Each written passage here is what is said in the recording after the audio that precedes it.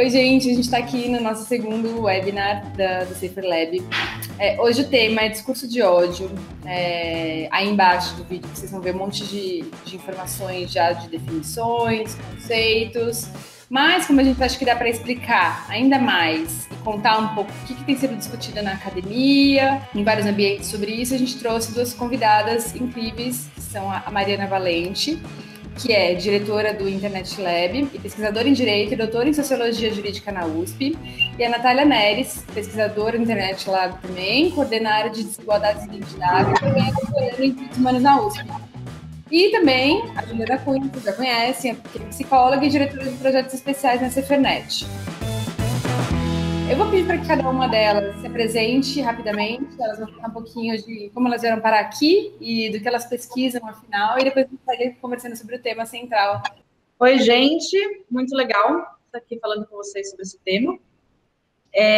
Nós duas trabalhamos aqui no Internet Lab, que é uma associação sem fins lucrativos, que faz pesquisa em vários temas relacionados a direitos humanos na internet. E a gente vem pesquisando aqui no Internet Lab desde que a gente começou a atuar, que a gente está atuando faz quase 4 anos agora.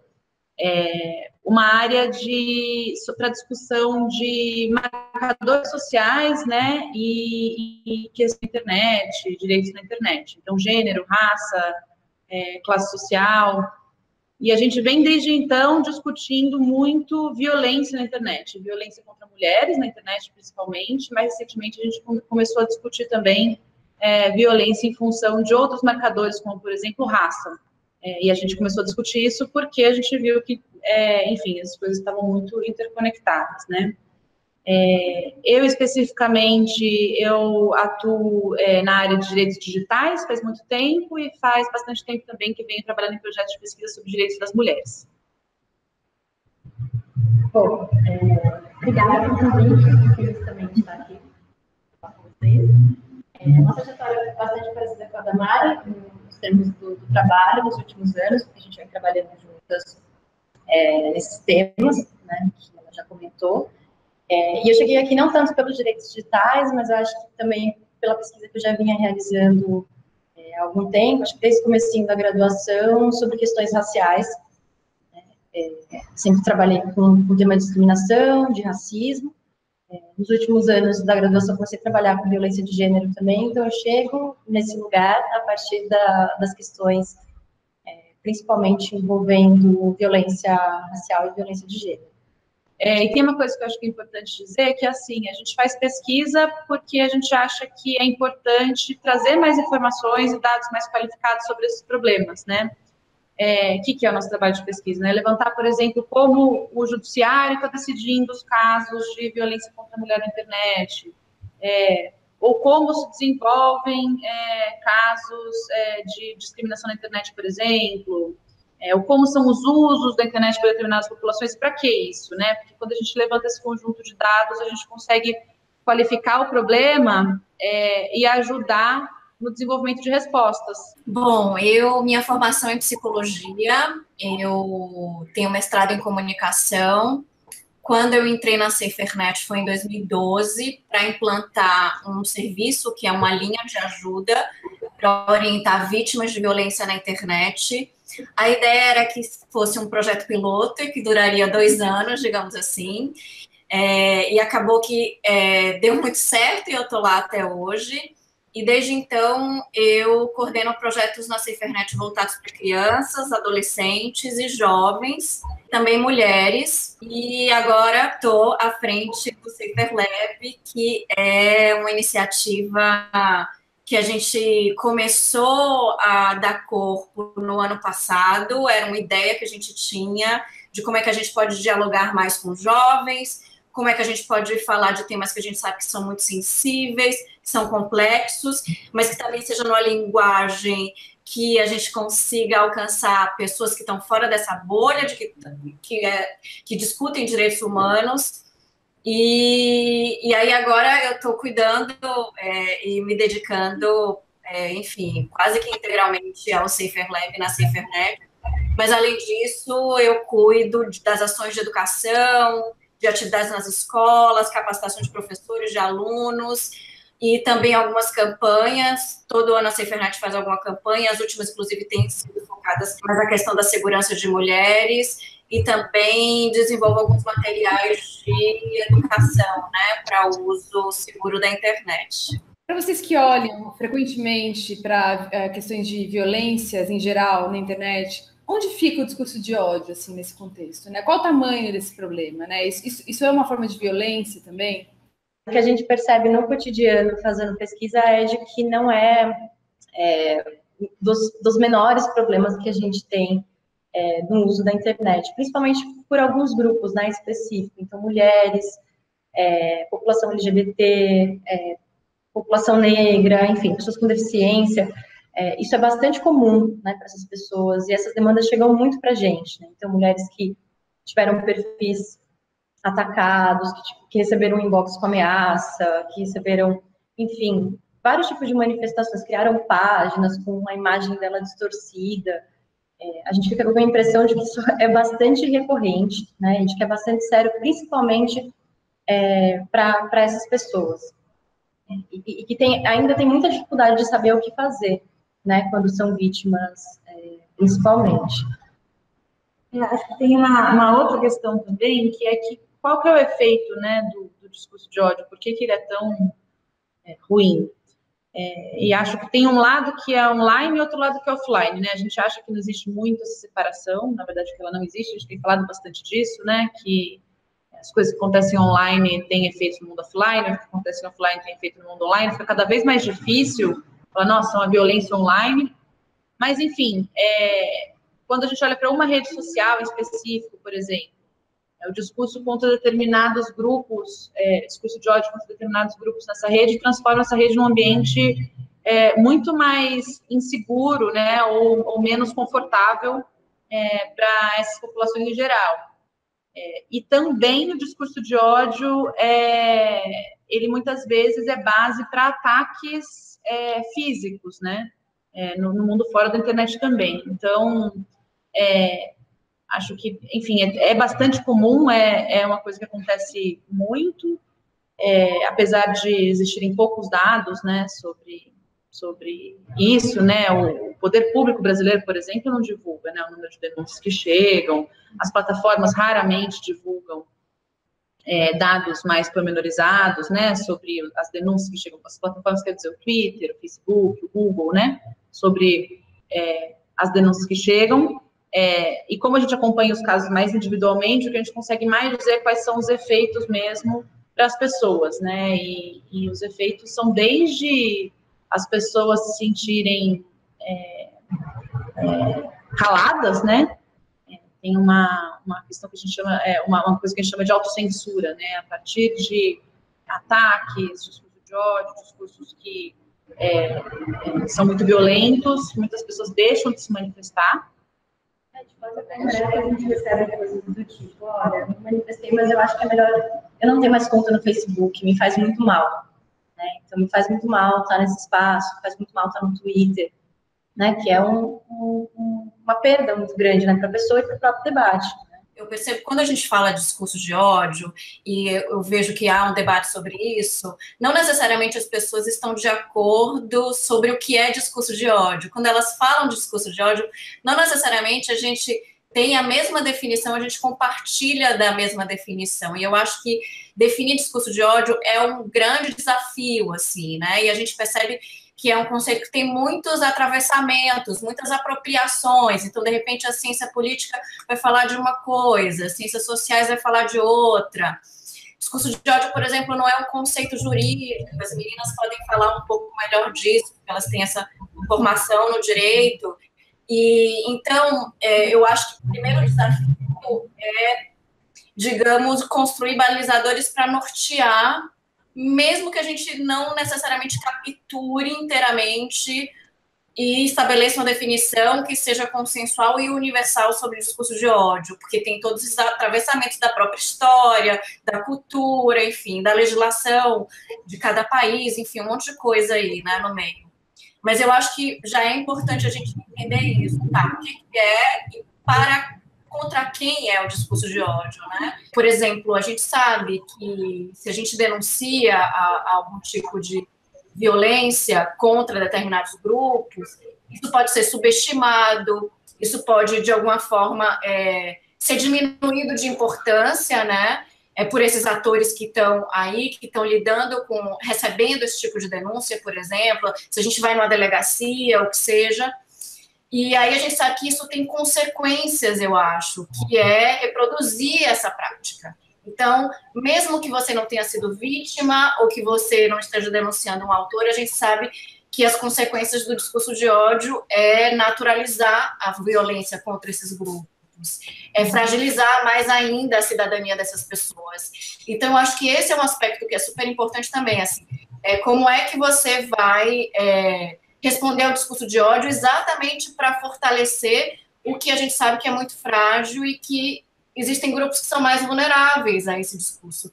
E aí envolve esse aspecto também offline, né? Quer dizer, por que essas pessoas são mais vulneráveis à violência na internet? Porque elas são mais vulneráveis também fora da internet. Então, mulheres, comunidade LGBT, pessoas negras, indígenas. Então, esse aspecto da vulnerabilidade, do quanto isso também implica em fragilizar ainda mais a cidadania e o direito, né, dessas pessoas. O que é, o que não é discurso de ódio, né? Quais são as regras em relação a isso, as diferentes camadas de regras, né? A gente consegue ter um entendimento universal em relação a isso? Às vezes a gente quer saber, né, o que o direito define, né, mas o que eu posso e não posso fazer, pelo que eu posso ser processado ou não posso ser processado, e não existe isso. O direito em nenhum lugar fala isso aqui, discurso de ódio é. Então, essas definições, elas vão sendo muito elaboradas numa tentativa de consenso entre muitos atores mesmo, né. É um conceito que vai sendo desenvolvido socialmente. E acho que tem alguns critérios, né, que vêm sendo desenvolvidos e virando mais ou menos algo consensual, né. Acho que a Nath pode me complementar, mas uma definição possível é que o discurso de ódio é um ataque direto baseado em determinadas características sensíveis, né. E o que é um ataque direto? Um discurso que é violento ou desumaniza alguém, uma declaração de inferioridade de uma pessoa ou de um grupo, né. Chamadas, falas que chamem para exclusão ou segregação de uma pessoa ou de um grupo, sempre com base nessas características. E uma coisa que é essencial e que a Ju tocou, né, falando dessas três categorias de pessoas afetadas, né, por discurso de ódio, é que assim, tem que se entender também que o discurso de ódio ele existe quando ele afeta uma minoria, né, uma minoria não no sentido quantitativo, mulheres são 50% das populações, né, às vezes até mais, mas no sentido sociológico, né, pessoas que são subalternizadas por causa de alguma característica, que são marginalizadas, né, uma outra palavra que é usada bastante para se referir a essas características, então, por causa de gênero mesmo, pessoas LGBT, por conta de raça, etc. E é super importante falar isso, porque se a gente tiver uma concepção super abstrata de discurso de ódio, né, um ataque violento contra uma pessoa por causa de uma característica de raça, a gente vai começar a admitir, por exemplo, a ideia de que existe discurso de ódio contra brancos, né? E é super importante entender que o discurso de ódio é uma coisa que é estrutural e contextual, ela está relacionada a contexto. Então, eu posso até atacar uma pessoa branca ou uma pessoa heterossexual, com base na heterossexualidade, por exemplo, ela pode até se sentir ofendida com isso.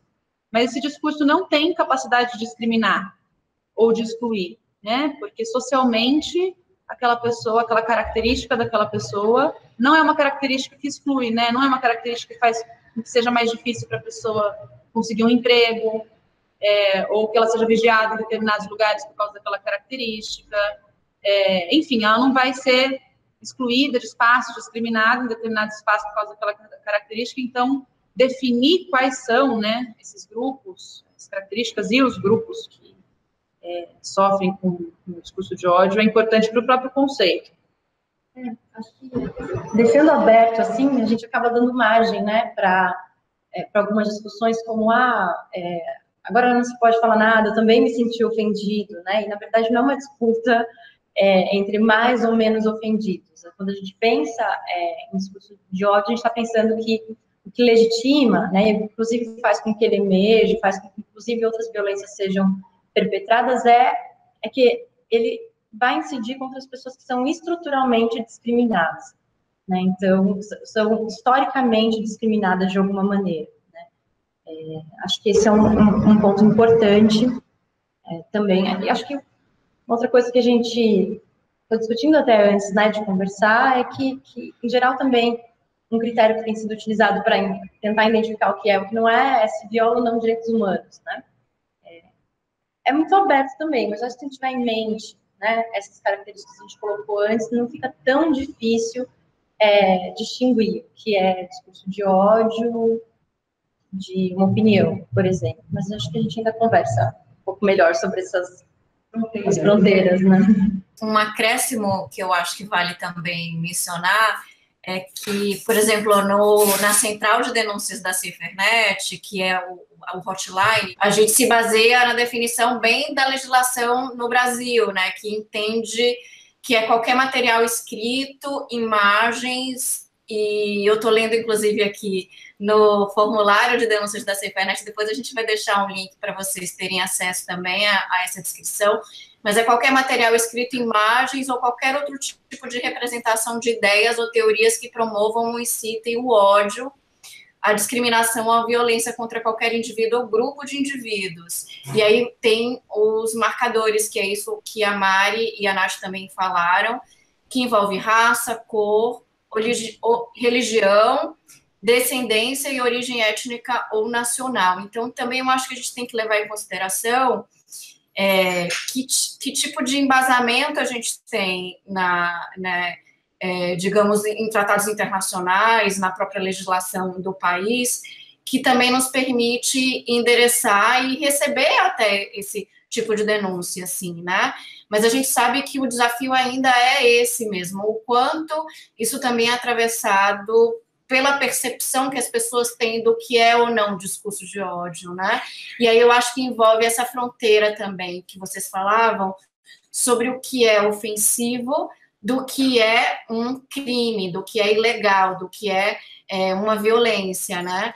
E aí a gente sabe que isso envolve diferentes percepções sobre isso. Mas eu acho que quanto mais a gente conseguir avançar numa discussão no âmbito legislativo, e também nesse âmbito internacional, porque envolvem crimes que são transnacionais, eu acho que mais balizas a gente vai ter mesmo para conseguir estabelecer as regras claras, né, do que de fato é uma violência e um crime contra determinados grupos na internet, assim, né, e a gente percebe o quanto muitas vezes o resultado disso não está aquém do que a gente gostaria, né? A gente vê que alguns conteúdos permanecem, e aí também envolve a questão das regras da comunidade, dessas plataformas, que eu acho que é legal também falar. Já que vocês deram a deixa, vou aproveitar para perguntar uma questão que todo mundo já se perguntou em algum momento. Qual que é a diferença entre uma opinião e um discurso de ódio, né? Se a gente consegue, como que a gente consegue identificar o que é um discurso de ódio dentro de uma opinião? E o que é só uma opinião? É bem difícil também. Acho que essa é a questão que coloca a gente diante de alguns casos que não é tão claro, né? Porque quando a gente começou a conversar, a gente disse, bom, o discurso de ódio é isso, incitação à violência, enfim, ataque a determinados grupos, enfim. E aí a gente olha para alguns desses casos e consegue, nossa, claramente isso está fazendo essas coisas, está incitando a discriminação, está incitando a violência. Em alguns casos, não, mas acho que a grande questão, né, que em geral, uma opinião que não é discurso de ódio, ela não está fundamentada, por exemplo, em preconceitos. Ela está fundamentada em geral em bons, nem sempre em bons argumentos, mas ela não parte de alguns pressupostos que deslegitimam lugares, deslegitimam pessoas, né? Acho que esse é um ponto que talvez dê uma pista, né, de que não necessariamente o que você está dizendo é um discurso de ódio, né? Posso me colocar, me posicionar em relação a todos os temas que eu quiser, E a partir do momento que eu não sei algo sobre esse tema, eu deixo claro isso, eu não pressuponho, né? Acho que a grande questão é que o discurso de ódio, ele pressupõe uma série de questões sobre o outro, sobre um grupo, que não está fundamentado, né? Ou que está fundamentado em argumentos preconceituosos, não raras vezes, né? Acho que isso é talvez um jeito de lidar. Muito bom você ter dito isso. Acho que eu não conseguiria chegar na formulação, porque é muito difícil mesmo, assim, né? Como a Nath falou, tem casos que são muito óbvios. Se uma pessoa é xingada com base na raça dela, isso, enfim, sendo uma pessoa negra, sendo uma pessoa indígena, né? Isso claramente é um discurso de ódio com capacidade, né, de mobilizar violência contra aquela pessoa, de continuar, né, atuar na permanência da discriminação, etc. Mas eu consigo pensar nos casos que eu conseguiria achar bem polêmicos, assim, né? Eu acho que isso é um ótimo critério e vai ter caso que a gente sempre vai ficar no meio do caminho. Por exemplo, alguém escreve um texto dizendo que entende que mulheres são menos aptas para algumas profissões. Isso é uma opinião ou isso é discurso de ódio porque está baseado em preconceitos sobre a mulher? Porque é evidente que isso está baseado tem alguma relação com preconceitos, né? Tem relação com um estereótipo que já foi construído sobre a mulher e que atrapalha a entrada da mulher em vários espaços, né? Mas eu não ficaria 100% confortável dizer que isso é discurso de ódio. Também acho que é uma opinião que pode ser que seja uma opinião, acho que seja uma opinião que deve ser combatida com outros meios, né? Que não a qualificação como discurso de ódio, que aí, enfim, a gente tem que falar mais sobre isso, né? O que significa ser discurso de ódio concretamente, o conteúdo que está na internet, por exemplo. Mas que o melhor jeito de combater isso não seria tirar isso do ar, fazer a pessoa eventualmente ser presa, que escreveu isso, ou ter que pagar alguma coisa, mas ter outros mecanismos para pessoas que têm vozes dissonantes poderem colocar outras ideias e aquilo virar um debate. Mas, enfim, é complexo, porque, ao mesmo tempo, outras coisas bem parecidas com o que eu falei, eu chamaria de talvez, discurso de ódio. Então, é uma coisa radicalmente social e contextual, né? Talvez ouvindo, pensando que o que potencialmente poderia gerar um debate, poderia gerar uma troca, né? Acho que tem algumas opiniões que são inegociáveis, né? A partir do momento que você tenta negociar com elas, você não consegue. Então, acho que talvez ali a gente esteja diante de um discurso de ódio, né? Impossível. Acho que talvez a opinião seja aquela que há possibilidade de uma troca e de mudança, por exemplo. Um diálogo com essa pessoa que posta isso sobre mulheres em determinadas posições que se deram bem, possa fazer ele mudar de ideia. O discurso de ódio, em geral, a pessoa que o expõe, ela não está disposta, né? Aquilo está baseado em preconceitos tão calcados já que ela não está disposta a mudar, talvez. Mas é bem difícil. Aí a opinião, por exemplo, eu acho que mulher merece apanhar se, aí já passou então,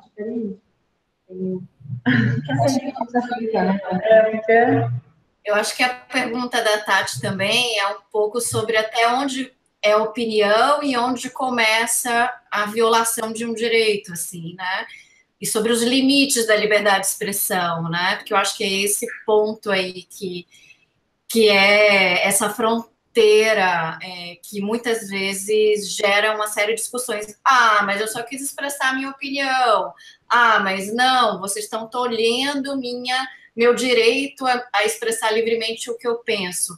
Eu acho que todo discurso que nega o direito do outro, e os discursos de ódio, de um modo geral, manifestações de ódio contra grupos, são manifestações que negam o direito de alguém a ter direitos, digamos assim, né?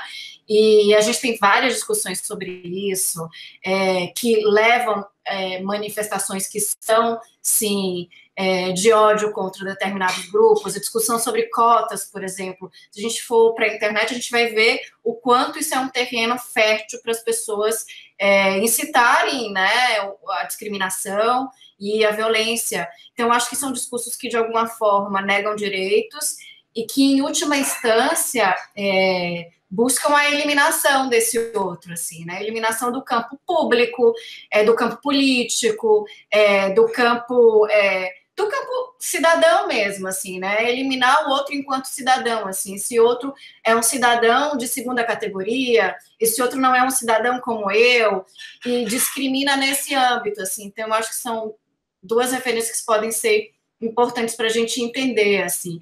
Mas acho também que a gente precisa pensar em casos concretos, que é um pouco que vocês trouxeram aí, assim. Eu acho que se a gente aplicar casos concretos, a gente consegue entender o que é ou não, né, opinião ou violação de direitos, né? Porque os casos, eles têm contextos, eles têm nuances que só são possíveis, né, exatamente porque estão ali concretamente sendo produzidos, assim, né?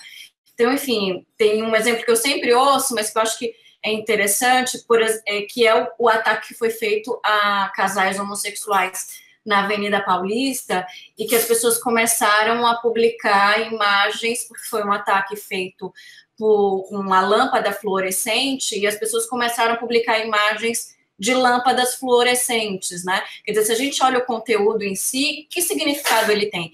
Mas se a gente consegue entender ele no âmbito mais concreto e naquele contexto, aquilo tem um efeito de incitar a violência contra a comunidade LGBT. Então, eu acho que isso também é importante, a gente pensar em como os casos concretos podem nos revelar exatamente por esses aspectos que envolvem o contexto, né? O contexto é importante.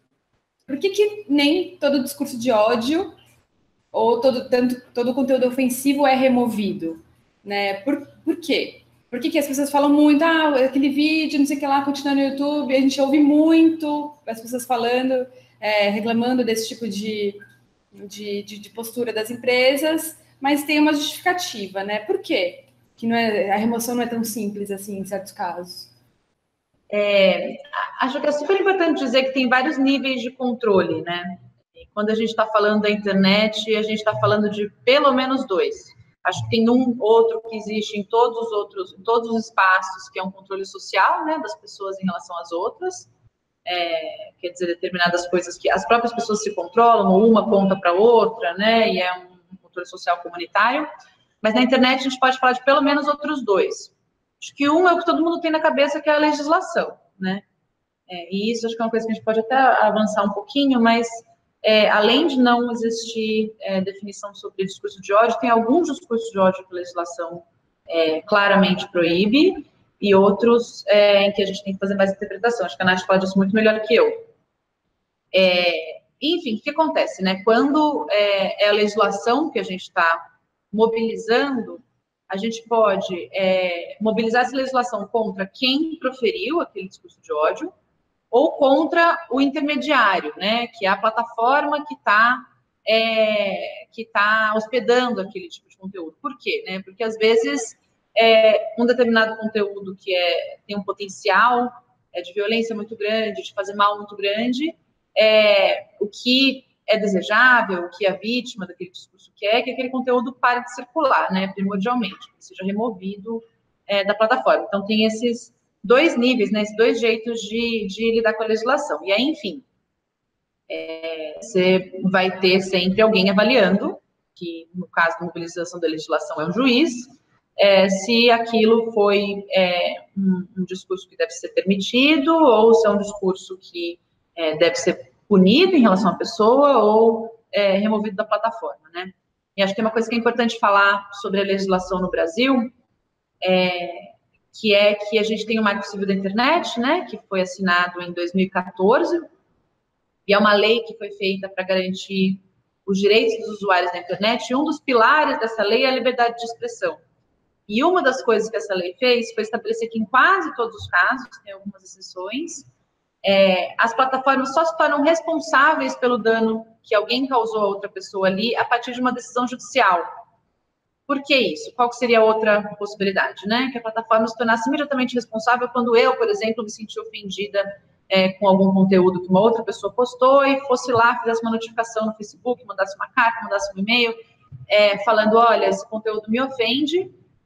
Poderia ser que a partir desse momento o Facebook já fosse considerado responsável e isso faria com que talvez ele removesse mais rápido. Mas o que se considerou que era importante naquele momento? Que se colocasse essa baliza judicial, a plataforma não fosse responsabilizada antes de um juiz considerar, porque se considerou que o juiz tem mais capacidade de olhar para o caso e falar, isso tem que ficar, isso não tem que ficar, e que se você coloca essa decisão para a plataforma, primeiro que você cria uma instância de decisão privada, né, e depois que ela tem todos os incentivos de remover aquilo, todo tipo de conteúdo, né, então vamos supor que um conteúdo, por exemplo, criticando um político, um político poderia fazer uma notificação e a plataforma teria todo o incentivo do mundo para remover, porque vai que lá na frente um juiz considera que aquilo realmente foi ofensivo, e aí eu vou ser responsável, eu vou ter que pagar a indenização, enfim.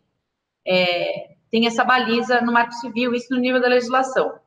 Mas tem um outro nível, que é o nível de controle das plataformas, né? Eu não sei se você quer falar um pouco mais da legislação e daí falar do controle das plataformas. Acho que só um parênteses em relação à legislação, acho que até a gente discutiu um pouquinho no começo, né?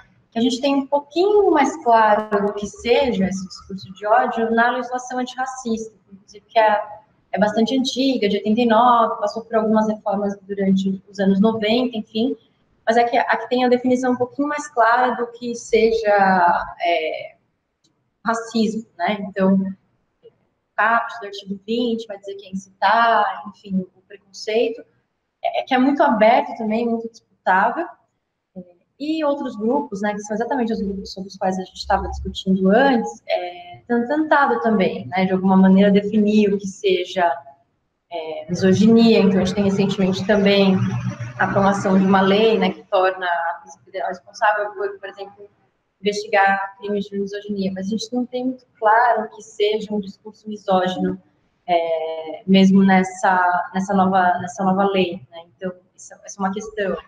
Em relação à homofobia, a gente tem uma luta já um pouco antiga desses atores também na criminalização,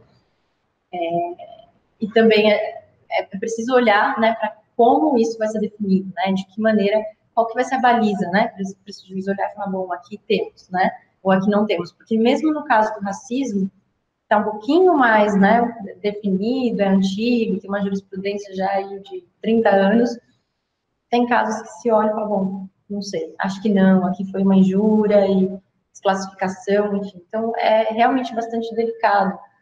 E aí, essa tentativa de levar para o judiciário bom, acho que esses órgãos são mais competentes, estão no contexto, vou entender o contexto do que deixar para a plataforma geralmente definir, porque os parâmetros das plataformas têm a ver com a linha traçada do mínimo aceitável para diferentes contextos, né? Ela não está totalmente contextualizada, embora as plataformas, os intermediários digam que, né, as comissões ou as equipes que avaliam os conteúdos a pessoas de diferentes países para que possa avaliar isso de uma maneira que leve em conta, né? Por exemplo, que olhe para a lâmpada e consiga associar com uma violência que aconteceu na cidade de São Paulo.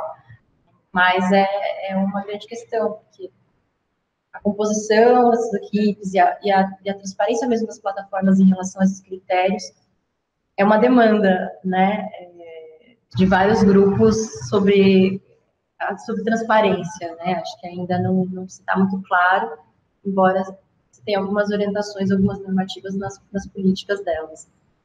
Tem esse segundo nível de controle, né, delas, que é baseado nos termos de uso, né? Sempre que a gente entra numa plataforma, numa rede social, começa a fazer parte do Twitter, começa a fazer parte do Facebook, eu vou lá, me inscrevo, e aí o Facebook ou o Twitter vai me perguntar, você concorda com os nossos termos de uso e os padrões da comunidade, tipo, com como se pode comunicar aqui dentro? Aí você vai lá e fala sim, então você fala não, e aí você não pode entrar na plataforma. Mas, enfim, é como se fosse a lei, né, que rege aquele espaço, uma lei privada que rege aquele espaço, e que é totalmente diferente da legislação, né, são coisas separadas, não totalmente diferente, porque, claro, ela tem que cumprir a legislação, mas são coisas separadas, tipo, logicamente, assim, sentido de que a plataforma aplica aqueles próprios padrões e que podem, por exemplo, ser mais estritos do que a legislação. Por exemplo, a legislação brasileira permite nudez em vários contextos. As regras, os termos de uso do Facebook não permitem nudez, a não ser em contextos muito, muito, muito residuais específicos, né?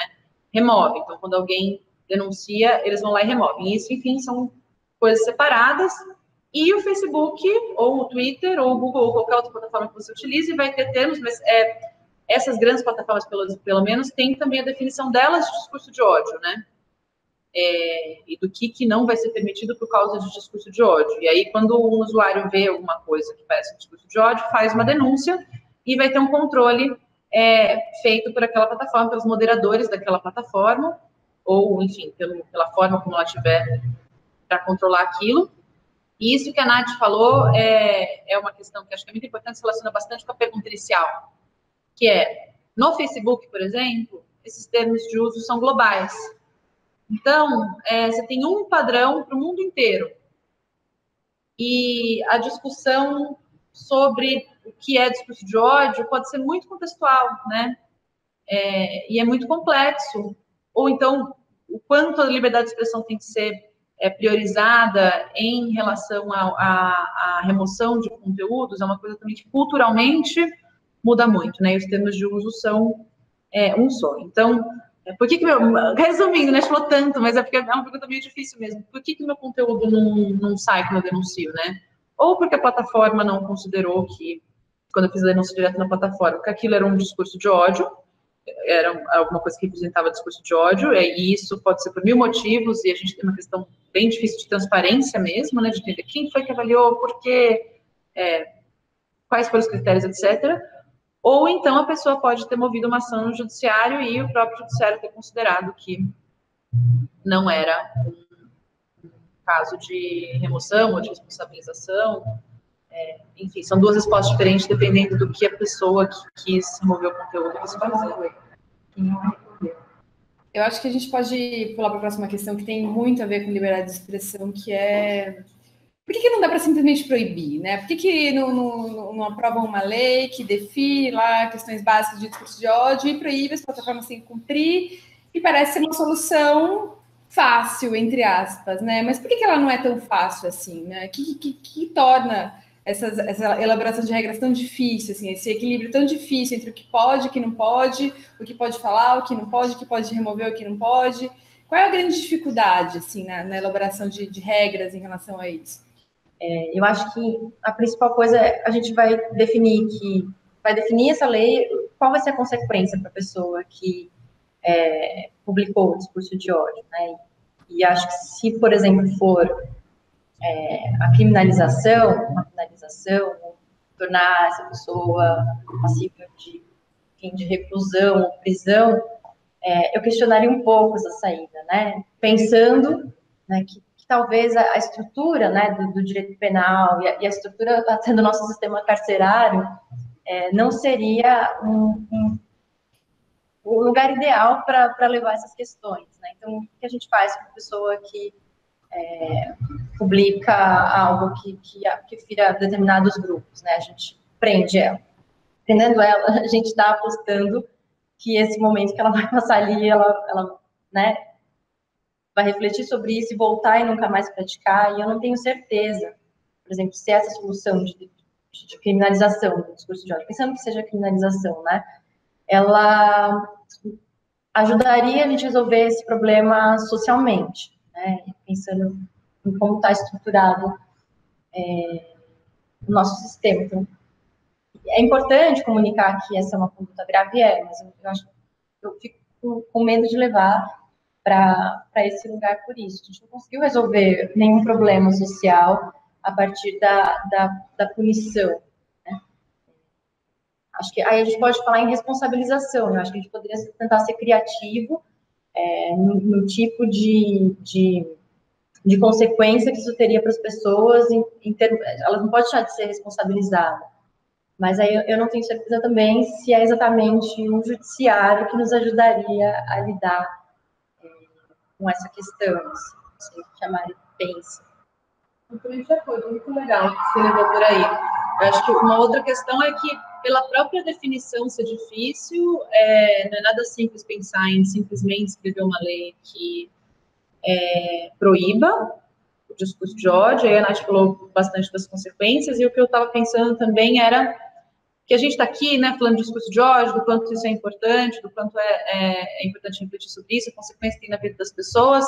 Mas a gente não pode deixar essa preocupação acabar respingando em outros direitos que também são muito importantes. O que eu quero dizer com isso?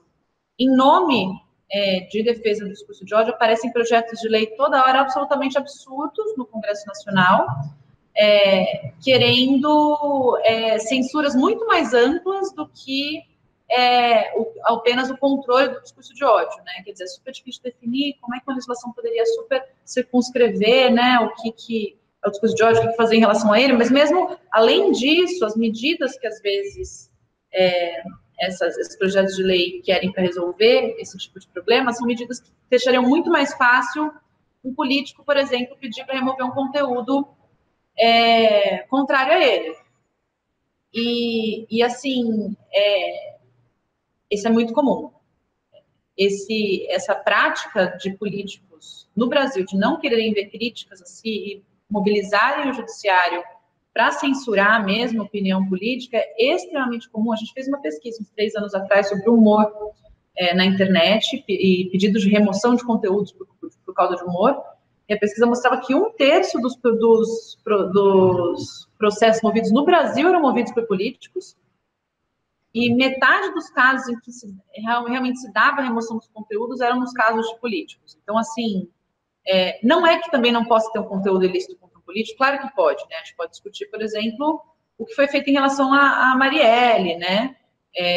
Quando informações absolutamente falsas foram repassadas sobre ela. Não é que você não possa pensar numa hipótese de controlar, né? Ter alguma medida, né, de responsabilização que seja em relação a políticos, mas a gente sabe que tem uma tentativa de tolir liberdade de expressão muito grande. Então, às vezes, alguns projetos de lei que aparecem como, nossa, resolvemos, né? Vamos fazer com que, sempre que alguém indicar que um conteúdo é nocivo, a plataforma tenha que remover, e que a plataforma não possa deixar mais nada em relação àquele assunto voltar. A gente tem que desconfiar, porque... Vira essa CPF para se manifestar na internet. Tem esse significa em relação, né, aos seus pessoais, enfim. A grande questão é que, não, como a Tati comentou, não é fácil. A gente conseguisse, nesse ponto que a gente conseguisse definir o que é discurso de ódio, depois pensar nas consequências disso, sem fazer com que outros direitos fiquem violados, ou que a gente, de alguma maneira, leve essa discussão para um lugar que já está colocado para a gente, que não tem resolvido os nossos problemas sociais, né? Acho que são pontos para se pensar, assim, e que ninguém consegue ter uma resposta rápida. Eu diria também que proibir é uma espécie de abordagem negativa, né, do enfrentamento, assim, quer dizer, diante do crime, da violência, proíbe-se a manifestação, a ocorrência dele, né? E aí eu acho que isso não ataca a causa, né, digamos, do que causou aquele tipo de violação, aquele tipo de manifestação, ou o que seja, e ele também não endereça uma outra questão que eu acho que está do lado mais do aspecto mais positivo, que é da promoção de direitos dessas populações que são mais alvo, né? Então, eu acho que, eu entendo que isso é uma demanda de grupos que estão engajados na luta por direitos. Eu entendo que eles, inclusive, expressam um descontentamento com o que tem resultado, muitas vezes, de conteúdos que permanecem na internet, que são conteúdos que violam direitos desses grupos. Entendo também que tem uma percepção de impunidade muito grande, então a gente está no outro extremo, que não é proibir, mas é o quanto essas pessoas permanecem impunes, apesar de terem cometido atos racistas, homofóbicos, o que seja, né? E a gente teve, por exemplo, em 2014, um boom de denúncias na SaferNet, exatamente na ocasião do debate eleitoral envolvendo um dos presidenciáveis que, numa TV aberta, emitiu uma manifestação que era claramente homofóbica. Certamente está respondendo por isso, mas, enfim, a gente não vê respostas imediatas nem eficientes para esses casos. E aí eu entendo que as pessoas pensem, bom, mas deveria sair, deveria tirar, por conta do descontentamento e da percepção de impunidade.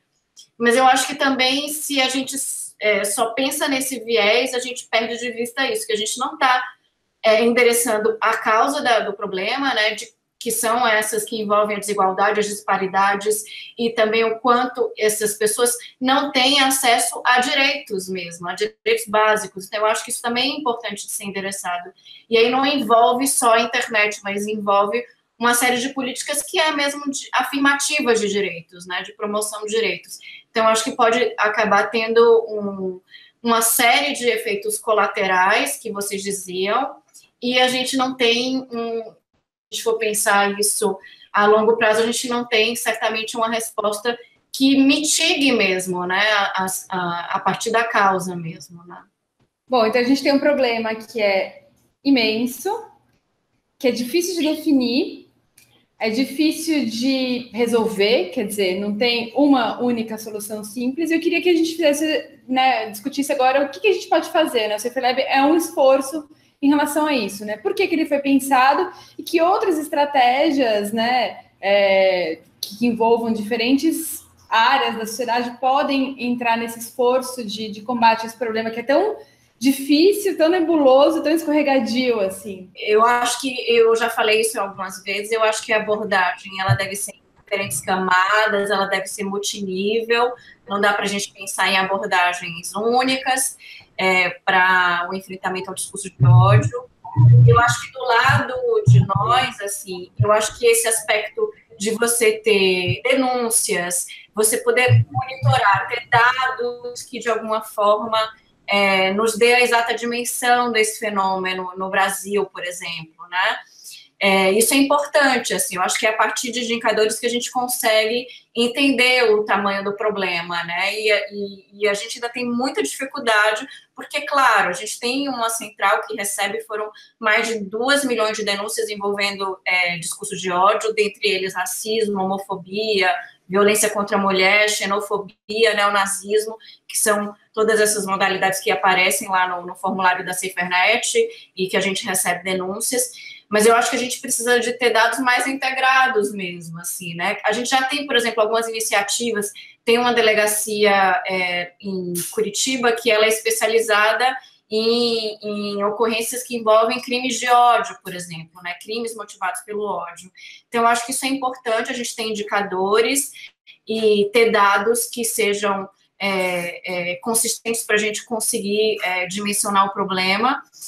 E eu acho que a gente também precisa investir muito, que é um pouco que a SaferNet faz, em educação, né? Em como é que a gente sensibiliza a população para esse tipo de fenômeno, qual é o papel do usuário também nesse aspecto, né? De como ele pode responder a esse tipo de ocorrência. A gente sabe, por exemplo, que o discurso de ódio ele acaba tendo uma disseminação e uma viralização, muitas vezes, porque as pessoas, de um modo geral, compartilham, curtem, passam adiante, envia para o grupo da família, o que seja. Então, isso também é um aspecto que envolve a sensibilização das pessoas para esse fenômeno e literacia digital mesmo, assim, né? De como é que as pessoas se apropriam da internet, das redes sociais, desses espaços que são públicos, que são espaços de debate, que são espaços que são muito interessantes de interação, de troca, mas como é que as pessoas estão se apropriando desses espaços? Então, acho que também investir em literacia e o aperfeiçoamento das ferramentas, das plataformas, isso é importante, do trabalho dos moderadores. E, claro, eu acho que investir em um conteúdo que seja um conteúdo que inspire as pessoas a apoiarem essas populações, que inspirem as pessoas, inspirem, inclusive, a própria população que é mais vulnerável a também ter espaços de fala. Eu acho que quanto mais a gente conseguir circular lugares de fala e que essas pessoas tenham esses espaços, eu acho que mais diversa a gente vai ter, assim. É claro que tem uma dimensão de otimismo aí, de acreditar que se você promove e traz ações que são afirmativas, os resultados são de um ambiente com mais respeito, Mas é um pouco por essa direção que eu acho que a gente deve olhar para o enfrentamento também, né? Olhar por esse aspecto de como a gente pode promover direitos, né, na internet. Você falou bastante de sensibilização a partir da visibilização do problema, né? De produção de dados, enfim, uma coisa que eu e a Mari, a gente discute bastante de quanto a violência na internet, ela é minimizada, né? Então, não, é problema de internet, né? Tá, como se isso não tivesse um impacto, né? Como a Mari comentou no começo. Sim, só você não ter mais uma conta, né? Então, como se fosse possível hoje em dia as pessoas não estarem mais, né, conectadas. Então, acho que uma coisa que eu fiquei pensando, enquanto te ouvia, era também sobre as instituições, né, que recebem. Então, delegacias, enfim, toda essa estrutura, né, do judiciário que às vezes é muito hostil à vítima de violência, né? Não só a violência online. Então, o tratamento disso como se fosse algo menor exige, talvez, que esses atores, né, delegados, enfim, polícia, também estejam, a gente se esforce em perceber que não vai ser só a aprovação de uma lei, né, que são essas pessoas que são a engrenagem, né, do funcionamento das instituições judiciárias. Se a vítima for mal recebida ali, pouco vai adiantar, né. Então, acho que também levar essas discussões para esses espaços institucionais, os espaços dos operadores do direito, dos gestores públicos, de alguma maneira, para que não fique só dentro dessa comunidade de pessoas interessadas, que são grupos feministas, ativistas de direitos digitais. Isso não pode ser uma preocupação só dessas pessoas, né? Então, a produção de dados e a discussão nesses espaços, para além do espaço escolar, do espaço institucional, executivo e judiciário, também acho que pode ser importante. A gente tem acompanhado várias iniciativas, né, de lidar, por exemplo, com a violência contra meninas. E grupos que lidam com meninos e levam uma sensibilização dos meninos, muitas vezes junto com as meninas, costumam ser muito efetivos. São conversas que as pessoas realmente, às vezes, nunca tiveram. E outra coisa que eu fiquei pensando muito é como a gente está vivendo um momento muito difícil, né? Muito polarizado, em que algumas discussões que deveriam ser básicas de direitos humanos acabaram ficando vítimas dessa polarização também, né? Então, a gente acaba tendo um problema hoje, que é o problema da ideologia de gênero, por exemplo, né? Esse termo que é uma coisa tão confusa, as pessoas que usam ele estão falando de uma coisa que não é o que estão querendo as pessoas que querem discutir gênero nas escolas, sabe? Como é que a gente vai, por exemplo, conseguir falar de violência de gênero, né? Violência contra as meninas, violência contra mulheres online nas escolas, se isso for ser imediatamente taxado de uma coisa que está sendo proibida, né? De ser discutido. Então, quer dizer, como é que a gente consegue começar a encontrar pontes, né? E tentar fazer esse debate de um jeito que não fique, sabe, só numa ponta, ou seja completamente rechaçado pela outra, que seja compreendido como uma questão realmente de todos nós, né, para uma sociedade melhor mesmo, para outras vozes serem ouvidas, para as pessoas serem incluídas. Eu sei que tem algo de muito poliana nisso, né, a gente está falando de uma sociedade que é racista, é machista, historicamente tudo isso, né, e vai ser difícil realmente colocar alguns debates sem que venha uma violência, sem que venha uma reação, né. Eu acho que, voltando ao ponto que você colocou, acho que enquanto você trabalha, a gente está muito preocupado, às vezes, com as vítimas, então faz projetos para as vítimas, e faz rodas de conversa com as vítimas, e eu acho que a grande questão é talvez a gente começar a trabalhar, né, esse lado dos perpetradores mesmo, né, então, eu sempre falo isso para a Mari, de um exemplo de uma oficina que eu estava discutindo com meninos e meninas, que eu comecei a dizer que os meninos teriam que começar a sentir vergonha, né, da exposição, de expor a intimidade, né, e aí eles começaram a refletir sobre isso, do lugar deles, né, então acho que é importante também essa perspectiva do lugar que cada um ocupa e do que cada um pode fazer em relação a essas questões, talvez uma tentativa de neutralizar, né, esse etiquetamento que está sendo feito nas coisas de modo que não favorece mais o diálogo, né? Que não favorece iniciativas comuns, talvez. Obrigada, gente. Muito obrigada, viu, por generosamente disponibilizarem um tempo de vocês para essa conversa. Super legal, um prazer, Shel. Obrigada, gente. Tchau.